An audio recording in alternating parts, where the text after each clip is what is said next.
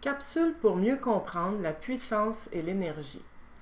Lors de l'examen du ministère, vous allez avoir une feuille de formules à votre disposition. Donc, vous n'avez pas à apprendre par cœur les formules de la puissance, par exemple, P est égal à U fois I ou E est égal à P delta T. Même que vous n'êtes pas obligé d'apprendre par cœur que 1 kWh est égal à 3 600 000 joules, parce que tout ça, c'est écrit sur la feuille de formule. Toutefois, il faut que vous ayez en tête certaines informations. Par exemple, la puissance, son symbole c'est P et ça se mesure en watts, W. Les unités sont à apprendre. Autant pour la puissance, la tension qu'on peut aussi appeler différence de potentiel. Tout ça, ça se mesure en volts, le symbole est V. I, l'intensité du courant, ça se mesure en ampères et le symbole est A.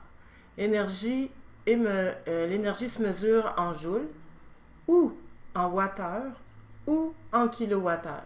Et veuillez noter, 1 kW est égal à 1000 watts. Kilo veut donc dire 1000. Ceci étant dit, on va aller voir un numéro concernant la puissance d'un grille-pain. Le grille-pain consomme 114 000 joules d'énergie électrique. L'énergie électrique, c'est E, et l'énergie se mesure en joules. Donc, on a besoin d'utiliser une formule où il y a l'énergie électrique. Donc, pour trouver la puissance, celle-ci ne serait pas un bon choix. On doit aller chercher cette formule-là où on parle d'énergie électrique et de temps. Et c'est ce qui nous est accordé ici. On dit 2 minutes de temps et la puissance électrique, c'est ce qu'on cherche. Pour isoler la puissance électrique, on a seulement à diviser par le temps de chaque côté. Si je divise ici par delta T et ici par delta T, le temps se simplifie de ce côté.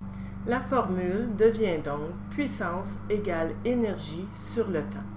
Très important par contre, quand on prend de l'énergie en joules et du temps pour trouver la puissance, il faut absolument mettre le temps en secondes. Donc 2 minutes. Il faut le convertir en secondes pour avoir 120 secondes.